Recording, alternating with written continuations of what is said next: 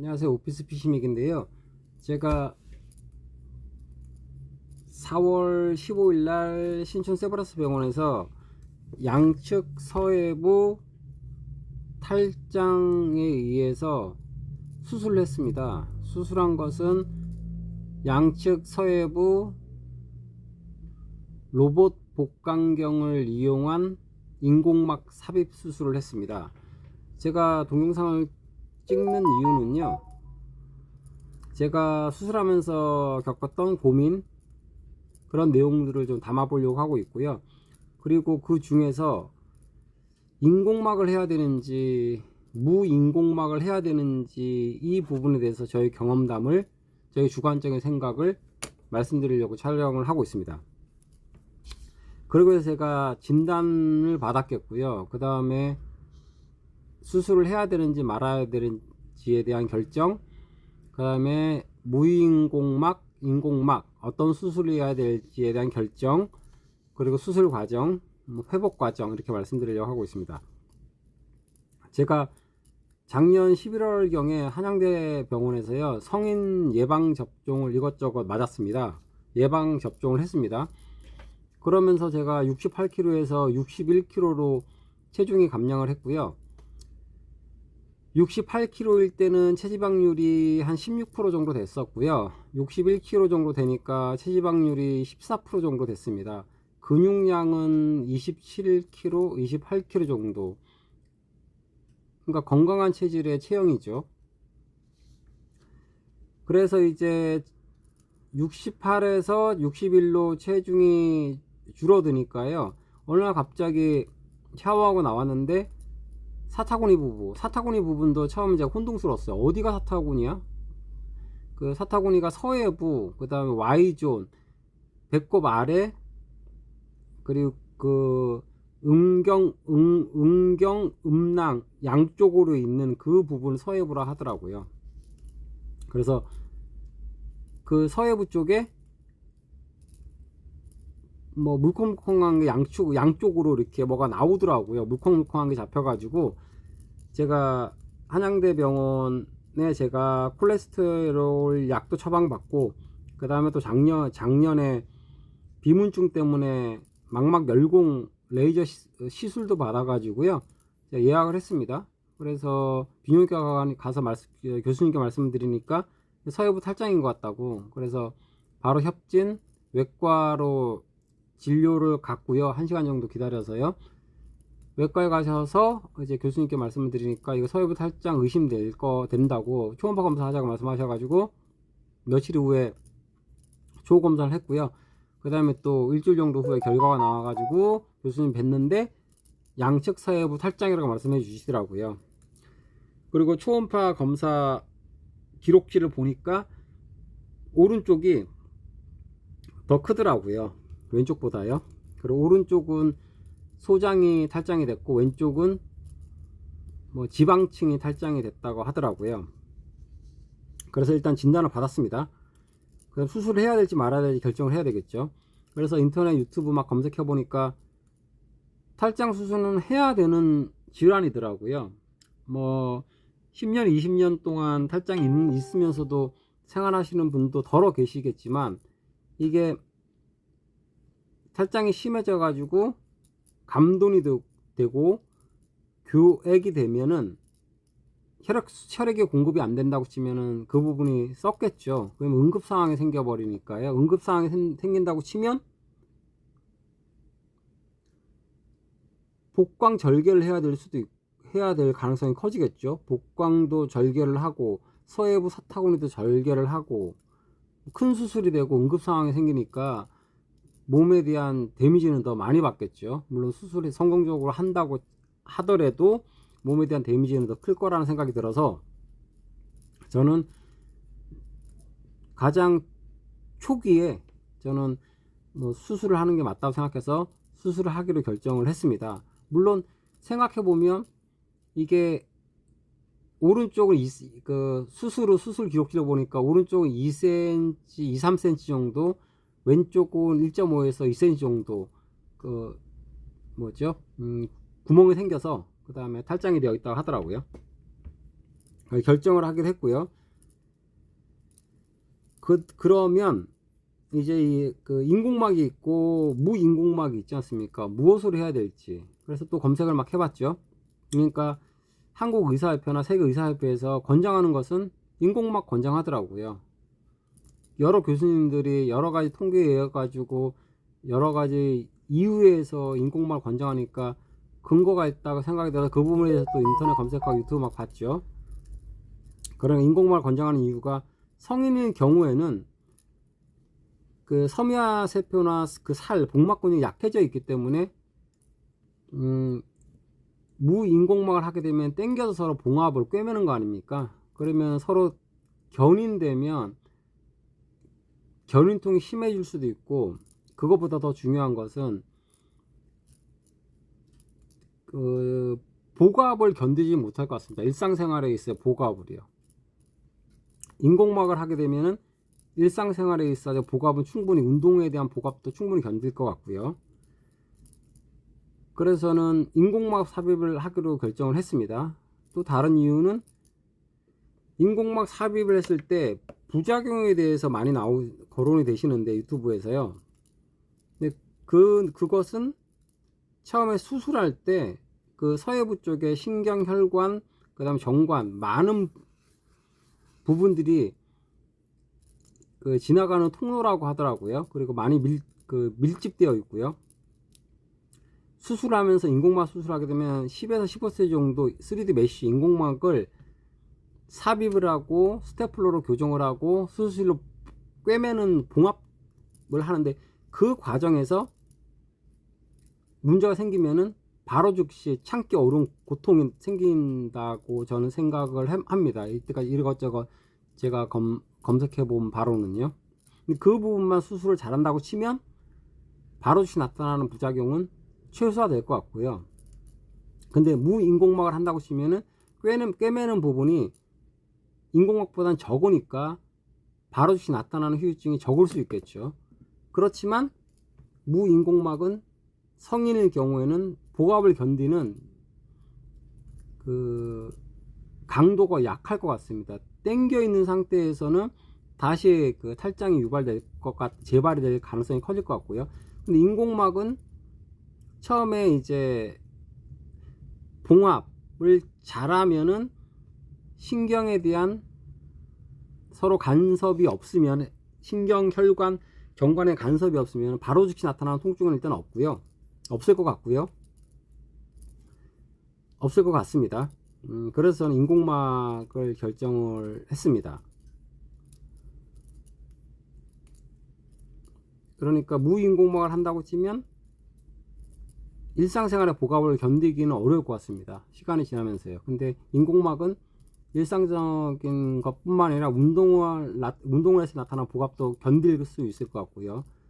근데 수술 후 부작용, 바로 즉시 나타나는 부작용은 이제 무인공막은 꿰매는 부위가 많기 때문에 신경이나 간섭이 있을 가능성이 크고, 무인공막은 꿰매는 부위가 적기 때문에 신경에 의한 간섭이 인공막보다는 적을 것 같고, 그렇지만 무인공막은 일상생활의 복압도 견디는 힘은 적을 것 같고, 그리고 처음에 수술을 인공막으로 꿰매는 부분, 신경이랑 간섭을 최소화시키면은 바로 즉시 나타나는 부작용이 없을 것 같고, 대신 운동을 해도 되는 강도는 인공막이니까 살이랑 복막 근육이랑 고착이 되면 더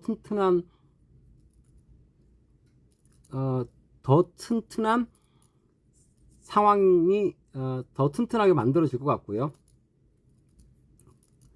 그리고 수술 후 한 시간이 지나서 나타나는 후유증은 인공막 이탈하거나 움직일 경우인데, 그거는 성인병, 뭐 혈압, 당뇨, 고지혈, 콜레스테롤 이런 부분들이 염증을 유발시키면 복막 근육이나 섬유화 세포가 약해지니까 인공막이 이동을 해서 이탈해 가지고 부작용이 생길 것 같습니다. 그거는 뭐 차후에 관리를 잘 해야 되지만, 서해부 탈장이 생겼으면은 수술을 해야 되겠죠.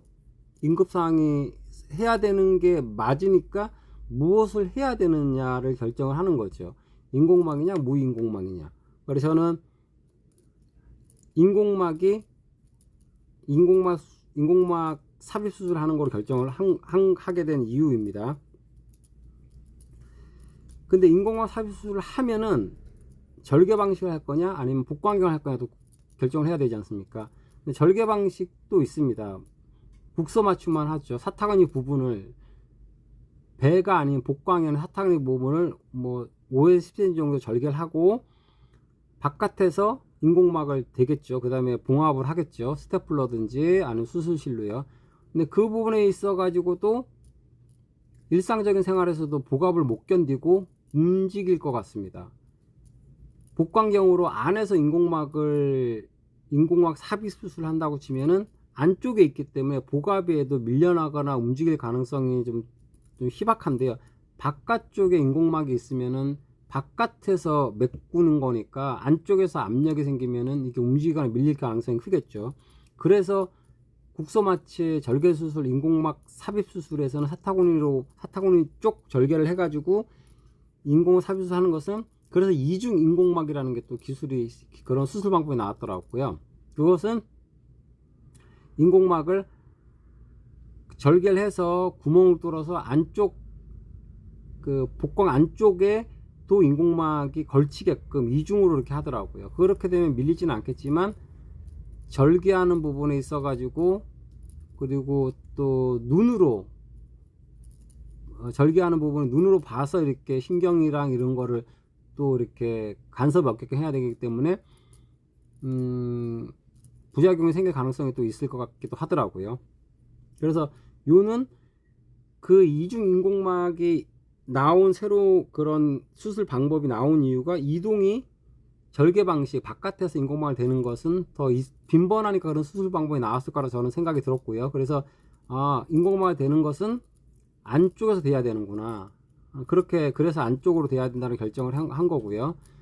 그러려면 안쪽에서 되려면 인공막을 삽입을 하고 교정을 하려면 복광경입니다. 복광경을 할 때 그냥 복광경을 할 거냐 로봇 복광경을 할 거냐 또 결정을 해야 되겠죠. 그런데 저는 로봇 복광경 결정했습니다. 이유는 로봇 복광경은 수술하는 교수님들의 많은 노하우와 그리고 많은 전문적인 지식과 거기에 기술적인 게 결합되면 더 수술 결과가 더 좋지 않을까 생각을 하게 된 거죠. 로봇 복광경은 수술 부위를 10배 확대를 하고요. 그 다음에 로봇이 손떨림 방지를 하기 때문에 복광경으로 들어갔을 때 양쪽에 있는 로봇팔이 2개가 있겠죠. 복광경은 구멍을 배에다가 3개를 뚫으니까요. 포트를요. 하나만 뚫는 방법도 있는데 저는 3개를 뚫어 달라고 저는 요청을 드렸습니다. 왜냐하면 상식적으로 생각해서 3개를 뚫어서 움직이는 게 더 자유롭고 더 정밀하게 수술을 할 수 있을 것 같으니까요. 그래서 확대가 되고 손떨림도 방지를 할 수 있는 거고요. 교수님이에요. 그러면 수술가 훨씬 더 좋을 거 아닙니까? 그래서 저는 로봇 수술을 하는 걸 결정을 했습니다.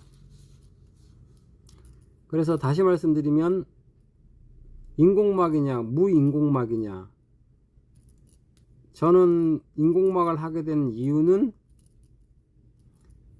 꿰매면은 성인은 나중에 일상적인 복압에서도 다시 꿰맨 게 터지거나 탈장이 생길 수 있다. 근데 부작용은 수술 즉시 나타나는 부작용은 무인공막에서 덜 나타나는 이유는 꿰매는 부위가 적기 때문에 신경이나 혈관이나 간섭이 적어서 그렇다. 그런데 인공막 삽입 수술을 할 때 혈관이나 신경이나 정관이랑 간섭이 없게끔 박리를 박리를 해서 잘 떼어서 잘 보존을 하고 인공막을 대고 잘 고정을 하고 신경이나 정관이나 혈관을 제자리에 잘 놓고 스테플러나 수술 꿰맬 때 서로 간섭이 안 생기게끔 잘 꿰매면 바로 즉시 나타나는 부작용은 없다. 그리고 시간이 지나서 나타나는 부작용은 그거는 성인병 관계된 혈압, 혈당, 콜레스테롤 그런 문제로 염증이 생겼을 때 섬유화살표나 복막 근육이나 살이 물렁물렁해져서 인공막이 이동을 하거나 이탈을 하는 것이다. 그걸 예방해야 되는 건데 어쨌든 탈장이 됐으면은 수술을 해야 되는 걸 결정을 했고 응급상황을 만들지 않기 위해서 그러면은 성인병 관리를 해야 되는 거고 인공막이 이동을 하지 않게끔 하려면 근데 무인공막을 한다고 해도 성인병이 생기면은 그 복막 근육이나 섬유화살표나 살이 더 물렁물렁하기 때문에 더 틀어질 거 가능성이 더 크다. 그러면 다시 탈장이 생기겠지. 근데 저는 인공막 삽입하고 성인병 관리를 잘하면 인공막 이탈은 안 될 것 같고 처음에 로봇을 이용해서 수술했을 때 신경 간섭이 최소화시키면은 즉시 나타나는 부작용이 없을 것 같아서 로봇, 복강경, 인공막 삽입 수술 결정을 하게 된 것입니다. 그런데 제가 무인공막을 했으면 절개를 했겠죠. 그러면 꿰맸겠죠. 사타구니 쪽에서요. 그러면 말씀드린 대로 성인이 돼서 물론 콜레스테롤 관리를 잘한다고 치면 그게 꿰맨 부분이 다시 터지지는 않을 수 있겠지만 그래도 노화에 의한 것은 어떻게 막을 수는 없는 거고 인공막 이탈하는 것은 노화보다는 염증 반응이라고 생각을 제가 하게 된 거고요. 그리고 사타구니 무인공막 사타구니 쪽에 절개해서 꼬매겠죠. 눈으로 그냥 위에서 평면으로 보는 것보다 신경에 대한 간섭이 덜한 게 복강경 로봇으로 보게 되면 더 세밀하게 신경이랑 혈관이랑 정관이랑 간섭, 고착이 없게끔 수술할 것 같아서 저는 로봇을 하고 싶었고 그 다음에 그리고 인공막을 하고 싶었습니다. 그래서 로봇 인공막 삽입 수술을 선택을 하게 된 것입니다.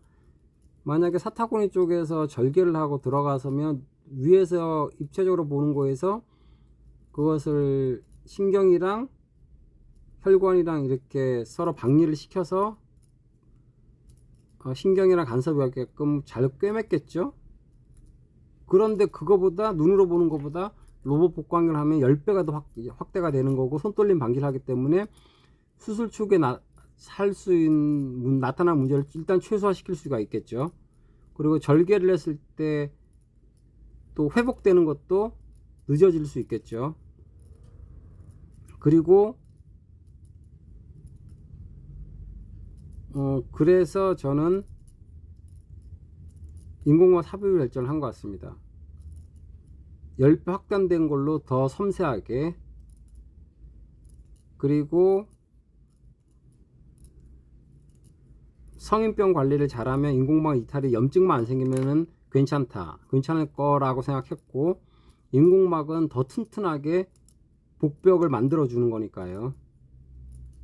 그런데 꿰매는 것은 계속 당겨 있는 상태니까 나이 먹으면 문제가 생길 거라는 생각이 들어서 저는 그렇게 결정을 하게 된 것입니다. 그리고 결정이 끝났고요. 그러면 어디 병원에서 수술할 거냐를 또 결정을 해야 되겠지 않겠습니까? 그래서 제가 근데 작년 6월 16일 날 연세 세브란스에서 PSVT 부정맥 시술을 했습니다. 그래서 저는 세브란스 병원에서 시술한 경험이 있고 저희 데이터가 있기 때문에 세브란스 병원을 하기로 결정을 했고요. 그래서 세브란스 병원에 전화를 했습니다. 양측 서부 탈장 확진을 받았다. 그리고 외래를 받고 로봇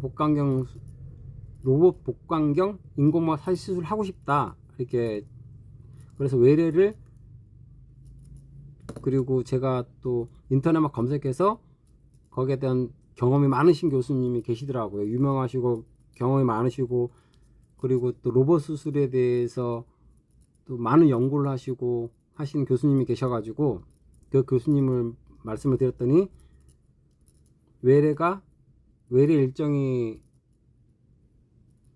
예약이 돼가지고요. 외래에 가서 제가 또 이것저것 뭐 걱정되는 부분들을 다 말씀을 드렸습니다. 이런 말씀, 뭐 대상포진, 면역, TAPP, 인공막, 교정 최소화될 수 있는 뭐가 여러 가지 말씀을 많이 드리니까 교수님께서 지금 가장 자기 교수님의 경험으로 가장 후유증이나 부작용이 없는 것은 로봇 복강경 인공막 삽입이라고 말씀하시더라고요. 그래서 교수님, 저도 생각이 그렇게 다 검색을 하고 알아본 바로는 그렇게 결정을 어느 정도 했습니다. 그래서 교수님께 저희 생각을 말씀드리니까 뭐 자기도 그렇게 생각한다 해가지고 이제 그렇게 수술을 하기로 결정을 하고, 그 다음에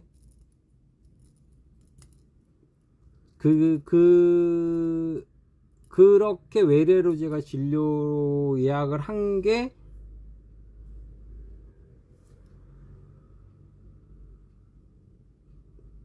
4월 1일이었습니다. 그리고 수술 날짜는 5월 15일로 예약을 해 주셨습니다. 그렇게 서로 결정을 냈습니다. 그래서 저는 교수님께 오전에 제일 빨리 수술하고 싶다 말씀드리니까 15일날 가장 첫 수술로 제가 수술 일정이 잡혔습니다. 그래서 그렇게 수술을 하기로 결정을 하고 제가 4월 14일날 3시에 입원해서 또 수술 준비를 하게 됐습니다. 제가 평생 수면마취 그 다음 전신마취를 해보지 않아서 거기에 대한 불안도 많았습니다. 그래서 불안을 말씀을 드리니까 수술실에서는 전신마취 할 때, 그리고 사전에 이제 혈액 검사, 그 다음에 요추 경추 검사를 하시더라고요. 수술 적합성이 돼서 이제 수술 결정이 났고, 그 다음에 전신마취 할 때 그 마취과 교수님들 선생님들께서 모니터를 하고 바이탈 그리고 모니터를 하고 계시니까 걱정하지 않으셔도 된다 말씀하셔서 위안을 받고 이제 수술실에 하려고 기다리고 막 그러고 있었습니다. 그래서 14일 날은 12시부터 이제 금식이어 가지고 저는 물도 마시지 말아야 되겠죠. 저는 침도 한 20%만 삼키고 나머지는 침을 다 뱉었습니다. 혹시나 몰라 가지고요. 그리고 제가 금식하고 그 다음에 7시인가 내려가서 아침이요. 내려가 침대로 이동했습니다. 6층이더라고요. 이제 14층에 제가 입원해 있었는데요. 신유 세버런스가 안병동이었습니다. 내려가니까 저 앞에 두 분 계시고 제가 세 번째고 그분들은 뭐 다른 수술이시더라고요. 저랑 다른 수술이고 어떤 수술인지 알고 있느냐, 뭐 치아 뭐 이런 거 괜찮냐, 빠지는 치아 있냐, 임플란트 있냐 그런 질문을 하시더라고요. 그리고 수술했을 때 전신마취 하는데 깨어나는데 뭐 호흡을 해야 된다 이런 뭐 알려주실 내용들 또 알려주시더라고요.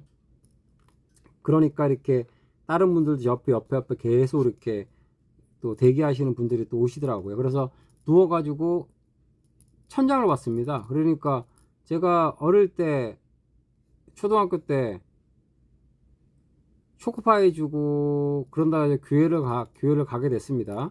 그리고 뭐 어찌되었던 초코파이 주고 크리스마스 때도 교회 가고 중학교 때도 가고 고등학교 때도 가게 됐죠. 여러 가지 교회도 가게 되고 뭐 군대에서도 종교인이냐 해가지고 기독교라 해가지고 교회가, 그래서 계속 듣고는 있었죠. 기독교에 대한 듣고는 있었죠. 근데 뭐 특별하게 뭐 매주 가야 된다거나 그러진 않았죠. 그런데 천장에 써 있더라고요. 두려워 마라. 내가 너희와 함께 같이 있나, 이런 내용이 있었는데요. 평소에는 항상 초등학교 때부터 듣던 내용입니다. 듣던 뭐 성경 문구였는데 그날따라 감명 깊게 받아들여지더라고요. 그래서 저게 있으니까 마음의 위안이 좀 되는 느낌이 들더라고요. 천장에 이렇게 프린팅이 되어 있더라고요. 그래서 아, 저런 것도 사람들이 긴장하고 하게 되면은 저런 문구도 도움을 주는구나, 새삼스럽게 느끼게 됐고요. 그래서 이제 그거의 문구로 좀 릴렉스가 됐습니다. 긴장되는 게 많이 좀 위안이 됐습니다. 신기한 일이더라고요. 그리고 이제 계시니까 이제 그 선생님들이, 간호사 선생님이 오셔가지고 마취과 쪽에서도 오시고 그 외과 쪽에서 오시고 다 오시더라고요. 한 두세 분이 계속 오셔가지고 수술했을 때 뭐 이빨 뭐 틀니, 임플란트, 그리고 감기 걸렸냐, 뭐 불편한 거 있냐 막 물어보시고 없다고 말씀드렸고, 수술 끝나게 되면은 뭐 1시간 반 정도 걸린다, 어디 수술인 줄 아느냐, 그래서 저는 양측 서해부 로봇을 위한 인공호흡 사유 수술이라 말씀을 드리고, 수술 되면은 회복실에 있을 거다, 회복실에 있어 가지고 정상적인 병실로 갈 거다, 수술 끝나면은 호흡을 해라, 폐 기능이 멈춰 있기 때문에 폐포에 대한 정상적인 움직임이 되려면 호흡을 크게 해야 된다, 숨을 쉬어야 된다, 이게 회복 과정이다, 그런 말씀을 잘 친절하게 해주시더라고요. 그리고 이제 수술실로 들어가니까 정맥에 무언가를 막 연결하시고 다시 어디 부위 수술하느냐 물어보시고 하시더라고요. 그래서 뭐 여기 수술한다 말씀을 드리니까 여기 걱정하지 말아라, 뭐 수술 잘한다 걱정하지 말아라, 그리고 그렇게 말씀한 상황에서 제가 깨어났습니다. 깨어나니까 환자님 일어나세요, 지금 수술 다 끝났습니다, 괜찮으세요, 호흡하세요, 막 이렇게 간호사님들이 말씀하시더라고요. 그래서 이제 호흡하고 있었는데 저는 너무 어지럽고 너무 오심이 생겨 가지고요, 오심 나올 것 같아요, 너무 힘들어요, 막 그러니까 이제 또 마취과 선생님 오셔가지고 뭐 오심 완화시키는 약 처방 해야 되겠다, 그러면 해야 되겠네요, 그래가지고 네 해주세요, 그러니까 이제 정맥으로 뭔가를 넣으니까 좀 괜찮아지는 것 같기도 하고, 그렇게 이제 회복실에서 있으면서 올라왔습니다. 병실에 올라왔는데요, 12시 정도 올라왔습니다. 근데 올라와서 오줌을 누라고 소변을 보라고 하시더라고요. 소변을 봐야만이 그게 생체 활성화 뭐 이렇게 되나 보더라고요. 그래서 이제 2시간 정도 후에 2시에 화장실에 갔는데 소변을 누려고 하는데 놓는데 컵에 받으려고 봤는데 너무 어지럽고 너무 오심이 생겨가지고 막 얼굴이 창백해지고 어지럽더라고요. 그래가지고 얼굴이 창백해져가지고 소변 일단 보고는 나왔습니다. 그래서 얼굴 창백해지고 어지러운 게 너무 심하다, 그리고 오심 생긴다, 이런 게 증상이 많이 생기느냐 여쭤보니까 이거는 드문 케이스라고 말씀하시더라고요. 그래서 제가 생각해 보니까 제가 신경계가 예민합니다. 어릴 때부터 초등학교 때부터 이제 멀미를 했고요. 그리고 어릴 때 이제 놀이동산 가서 기구를 타도 약간 어지러운 걸 느꼈고요. 그래서 막 인터넷 검색해보고 하니까 이게 신경이 예민하고 미주신경이 활성화가 잘 돼서 혈압이 낮아지면서 머리로 혈액이 안 가고 뭐 그게 심해지면 미주신경성 실신이라고 하고 뭐 그렇게 말씀하시더라고요. 그렇게 검색이 되더라고요.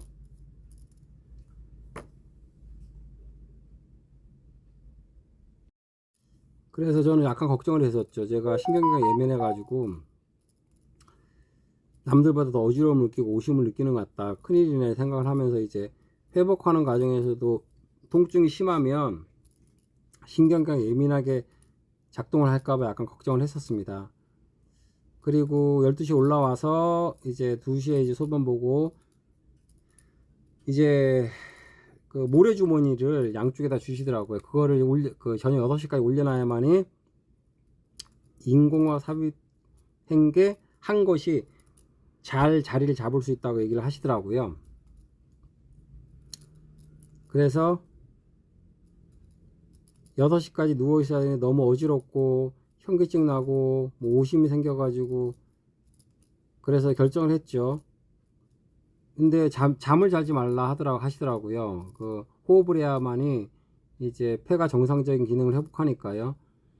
근데 이 정도 호흡이면 됐을 것 같고, 그보다 더 급한 것은 이제 이게 인공막이 잘 이탈되지 않도록 전 6시까지 평자세로 똑바로 누워가지고 사타구니 부분 양쪽에 잘 올라가 있어 움직이지 말아야 되겠다.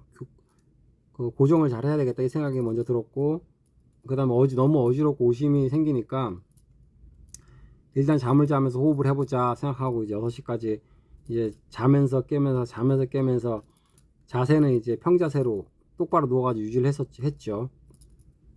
그러면서 6시가 됐습니다. 6시가 되고 다시 소변을 보니까 이제 오심은 안 생기더라고요. 그 땡긴 견인통만 생기더라고요.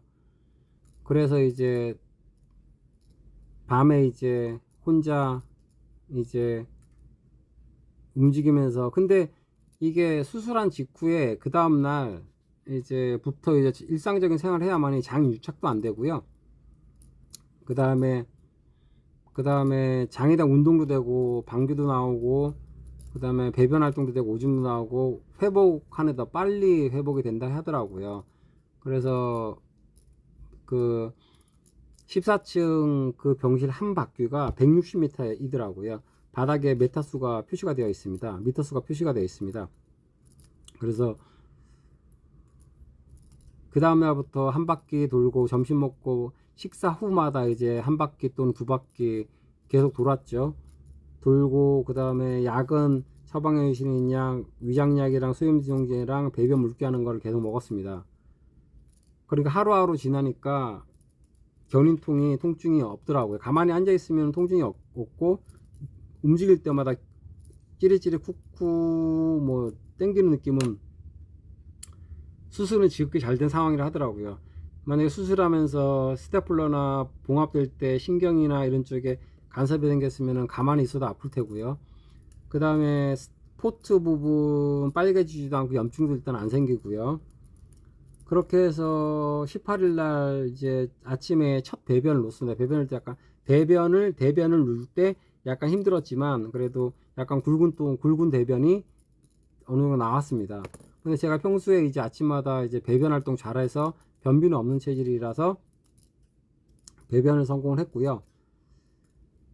그리고 18일 날 이제 12시 정도에 이제 퇴원을 했습니다. 퇴원하자마자 매장에 왔습니다. 매장에 와가지고 밀린 업무 다 하면서 9시인가 10시 정도 퇴근했고요.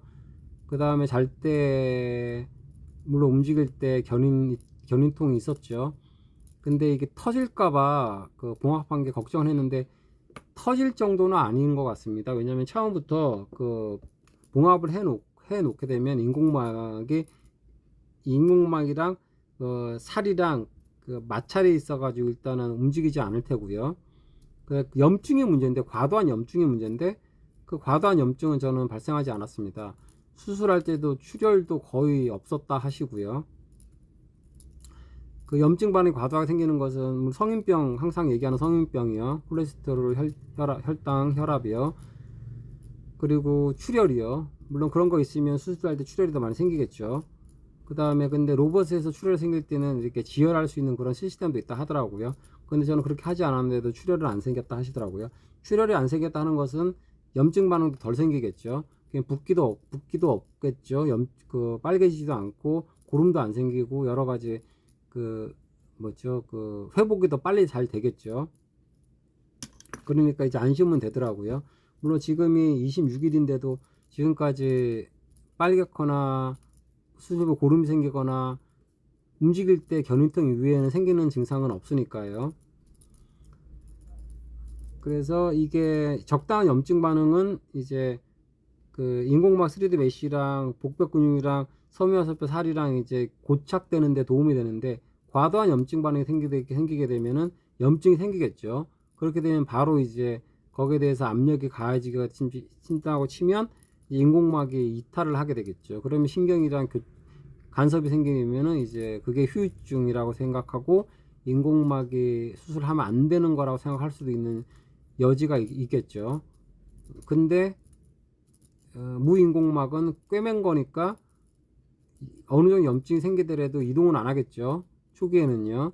근데 시간이 지나게 되면은 다시 살짝이 생기겠죠. 그런 부분도 있는 것 같습니다. 무인공막 그리고 인공막에 대한 부분들이요. 근데 저의 상태에서는 사람에 따라 틀릴 것 같습니다. 사람의 체질에 따라서요. 저의 체질은 인공막을 하는 게 나을 것 같다는 판단을 저는 하게 된 거고요. 그래서 18일 퇴원하고 그 다음에 9시 10시까지 업무를 보고요. 그 다음에 19일 날은 아침 9시부터 저녁 6시까지 제가 컴퓨터과학과 방통통신대학 컴퓨터과학과 중간고사 기간입니다. 그래서 비대면 수업 받았고요. 그 다음에 20일 날은 또 출근해서 아침 9시 출근해서 또 저녁 6시부터 또 컴퓨터과학과 방통대 대면 수업이어가지고 또 뚝섬역에 서울지역대학에 가서 또 수업 들었고요. 그리고 21일 날부터 지금까지 계속 하루도 안 쉬고 이제 아침 출근 9시 8시 출근 10시 퇴근 9시 8시 출근 10시 퇴근. 지금도 지금 일요일입니다. 일요일인데 어제부로 이제 수염 진통제 다 먹고 위장약 다 먹었습니다. 일주일치 처방 받았고요.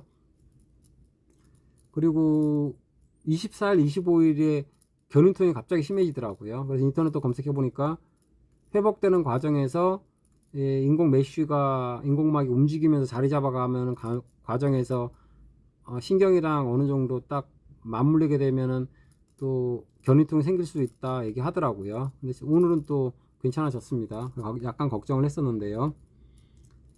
그리고 오늘은 또 내일까지 그 디지털 롤리에로 과제 제출이 있는 날입니다. 그래서 한 12시 정도 출근해 가지고 과제하고 그 다음에 지금 저녁에 지금 7시 정도 됐는데요. 지금 유튜브 수술 관련 내용 업로드 하기 위해서 지금 동영상 촬영을 하고 있는 상황입니다. 그래서 저는 저의 케이스는 인공막을 해야 되는 케이스였던 것 같고요. 인공막을 하기 위해서는 복강경으로 해도 훌륭하신 교수님 선생님들이 하실 수 있겠지만 거기에 저는 최초 수술에 대한 부작용, 시간이 지나 나타나는 부작용은 제가 관리에 대한 문제일 것 같고요. 최초 수술에 대한 부작용을 최소화하기 위해서는 로봇으로 선택을 했습니다. 인공막을 하기 위해서는 복강경을 하느냐 절개를 하느냐인데 저는 절개보다는 복강경을 선택을 한 거고요. 절개를 하게 되면은 위에서 보는 눈으로 보는 상황에서 인공막을 외부에 대면 복압을 못 견딜 것 같고요. 그 다음에 눈으로 보는 상황에서 꿰맬 때 봉합할 때 신경이나 간섭이 더 있을 것 같고요. 로봇은 10배 확대를 하는 거고요. 그리고 손떨림도 방지를 하는 거고요. 이중 인공막 절개를 한다는 것은 외부에서 인공막을 봉합을 한다고 치면 그냥 일상적인 복압에서 움직일 개연성이 있기 때문에 이중 인공막이라는 수술이라는 새로운 기술도 또 나왔겠죠. 그래서 저는 여러 가지 이유로 최선의, 그리고 또 인터넷 검색해 보니까요. 지금 그 의사협회나 세계의사협회에서 권장하는 것은 최고의 기술적인 그리고 최고의 수술 방법은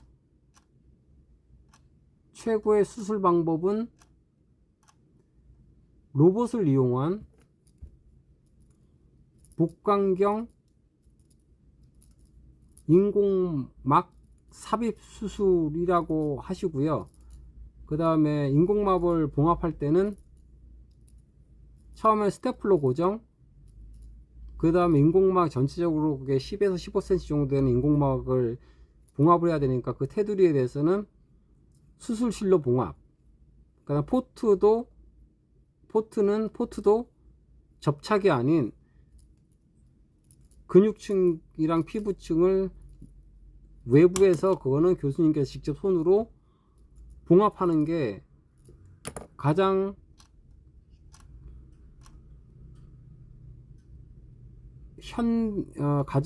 최신의 시술 방법이라고 검색이 되더라고요. 그래서 저는 26일 지금 현재 오늘까지 퇴원하고 하루에 10시간씩 계속 일상적인 업무를 했습니다.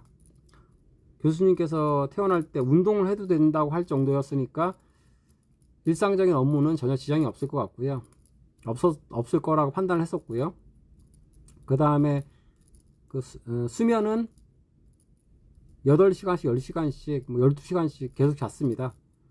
9시에 10시에 퇴근해도 10시 11시에 잠을 자게 되면 아침 8시 일어나도 8시간씩 자게 되는 거 아닙니까? 11시 10시에 자게 되면은 10시간씩 자게 되겠고요.